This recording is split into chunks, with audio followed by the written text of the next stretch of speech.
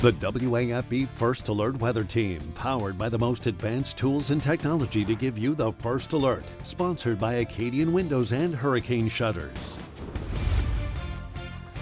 Good Wednesday morning to you. Well, it looks like we're going to be a little bit warmer for today. What a difference a day makes. There's a little bit of fog out to the Big Easy. It's not down to windshield level, but you can see it starting to drop a little bit. Our visibility still looking good at BTR. 49 degrees, significantly warmer. We're almost doubling temperatures that we had 48 hours ago. Remember when we made it all the way down to 25. Far cry from that. Yesterday we got up to 63 degrees, starting on this warming trend. So gone are the days of the freezes, at least in this 7-day. We won't see any more of that. Scattered rain are going to be possible today and tomorrow, not a tremendous chance of rain. And then the weekend, your weekend plans looking good. But when we get to the weekend, we are going to have the official beginning of winter. Of course, it has felt that way for quite some time. And the cause of the seasons, that's the Earth's tilt, the 23.5-degree tilt. That's what causes all 4 of the seasons. And you wouldn't think so, but usually when we're this time of year in December, the sun is physically closer to the Earth than it is in June. It's the direct rays or the lack of the direct rays of the sun. And usually it does happen on December 21st. And on that day, which is going to be this Sunday,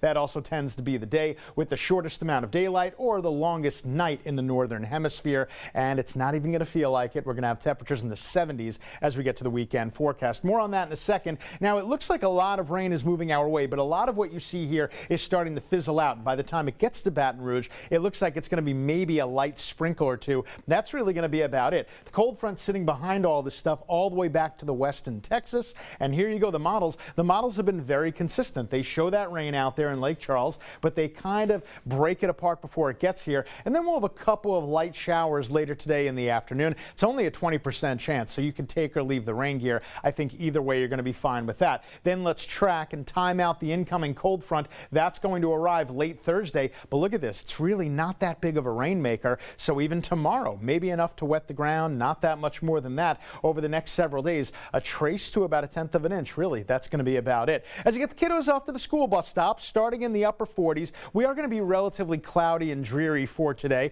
We'll get a high temperature warmer of 68, and we look to do even better than that for tomorrow. We'll talk about that coming up. First, Johnny A. How are the roads?